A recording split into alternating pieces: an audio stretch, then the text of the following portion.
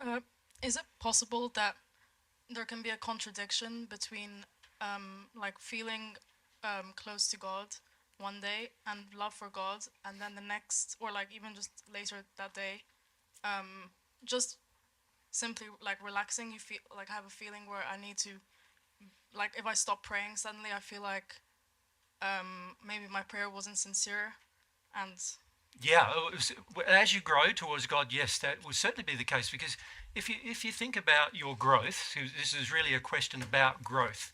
So let's look at the growth.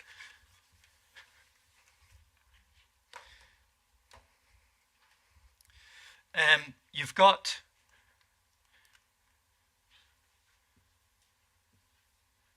imagine these as spheres of your condition in love, right?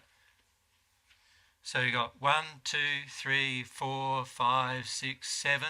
At one with God happens then, and then there's other spheres as well. Celestial heavens is where the other spheres are. Now, as you're growing, and this occurs even on Earth, the Earth is in this condition. This is where the hells are in the first sphere, right? So that's called, in the spirit world, the hells are in the first sphere. The first sphere is made up of a very large area. The top of the first sphere is like, I suppose you could say it's very similar to what is called Summerland in some spiritual literature. It's where children generally go, the top of the first sphere, so they don't generally experience hell at all. And then underneath that, there's many layers of locations, right down into like the blackest of black, dark, really bad attitude locations, which are called the hells. Now, the earth itself is in that same condition, the first sphere condition. So imagine you're here in this environment, in this first sphere condition, living in this environment. Now, you learn about God, and you learn about having a relationship with God, God's wonderful qualities and nature, and then you start developing a desire. I want to have a relationship with that Creator. I want to have some kind of a relationship if that is possible, right? Now, we're here in this condition because the whole world around us is in the same condition, and we're here in this condition when we begin on earth. And so we're there in this condition that's really quite, there's problems with it. There's a lot of sin being committed. There's attitudes that we have that are out of harmony with love. There's inconsistencies we have inside of us where with some people we act nice and other people we act badly, and there's all these problems we face. And every one of these problems is going to have to be addressed in this process of progressing until we get to the stage where we don't have any of those problems. So you could say this eighth sphere, right, which is called this beginning of the celestial kingdom, there is no sin in that place. None at all. In the seventh sphere, the major sins still being committed relate to relationship with God. And then in the sixth sphere, anything underneath that, there are a mixture of problems with God and problems with people. Problems with what we do.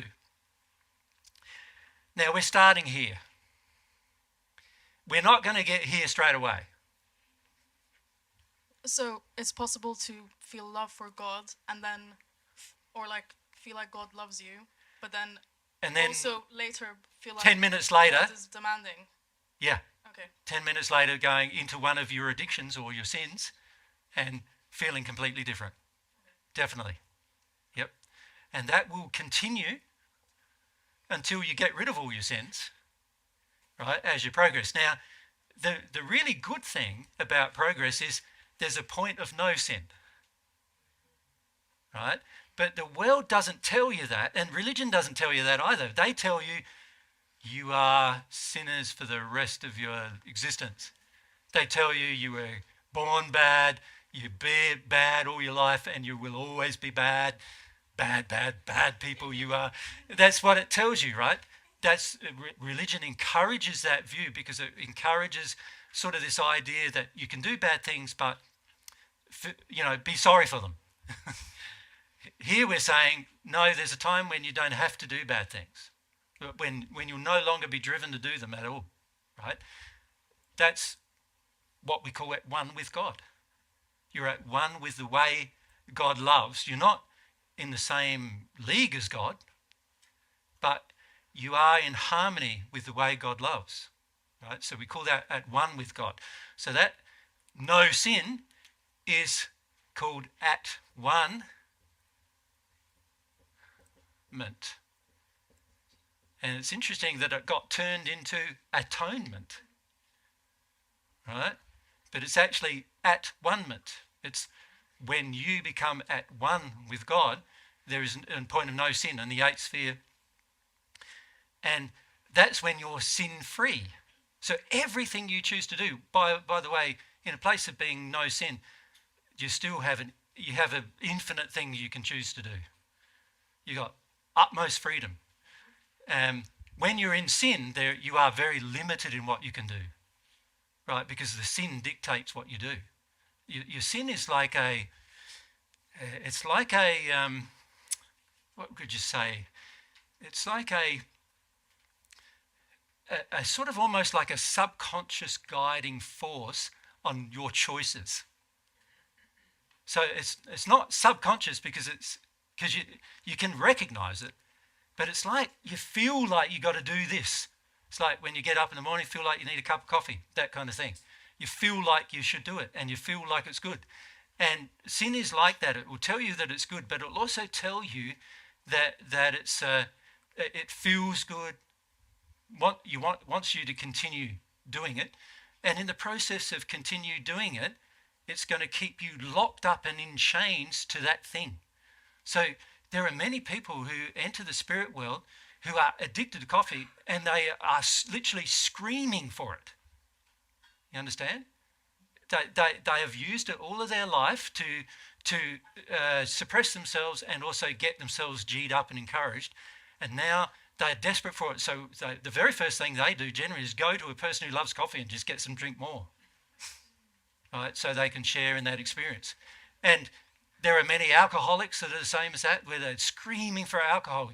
You know, it's interesting when you go in the shops here, isn't it? Because one whole third of the supermarket is alcohol on the average. And you go into the shop. See, in Australia, we have what's called drive-throughs, which is like, you don't get your alcohol in a shop. You drive into this garage thing and you ask them, give me this, give me that, and they just chuck it in your car for you. But all around the world, there's this huge emphasis on substances like alcohol, isn't there? And then you imagine you need this every day. You know, alcohol suppressant, you need it to suppress usually issues of sadness. And so you're using alcohol to suppress those things. You enter the spirit world and there's no alcohol. What are you going to do?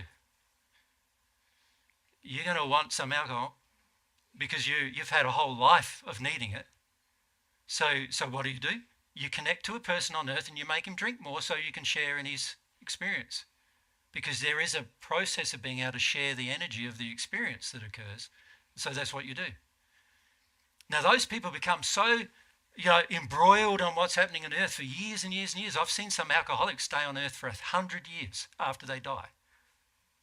Just trying to drink more and more and more, and trying to have the feelings go away.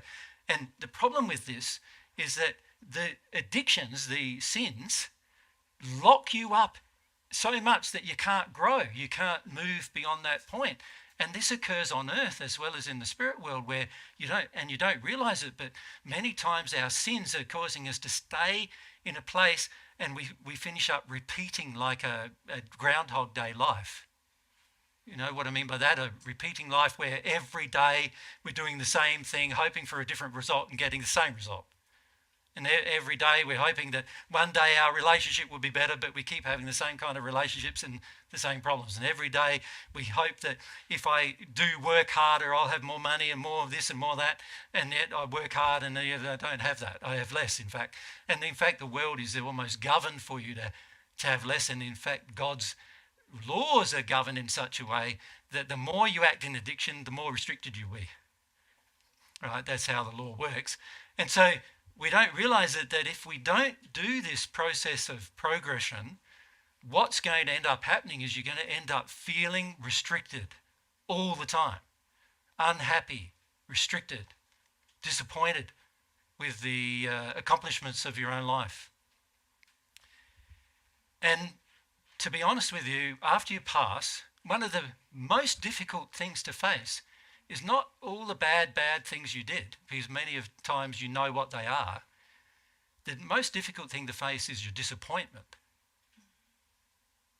That you didn't take different actions when you had the opportunity to.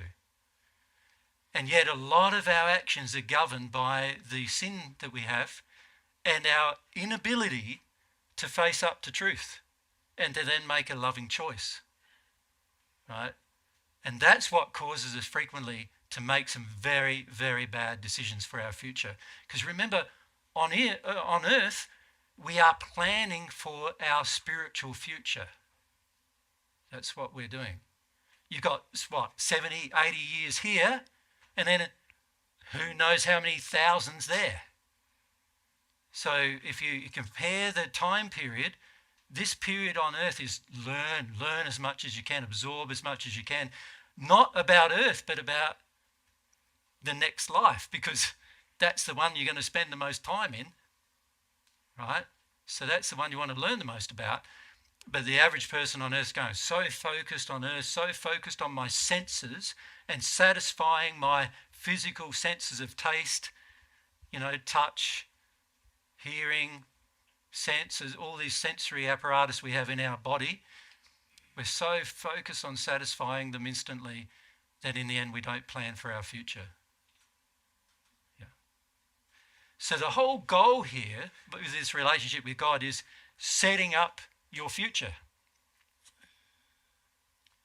It's a practical thing to do to set up your future.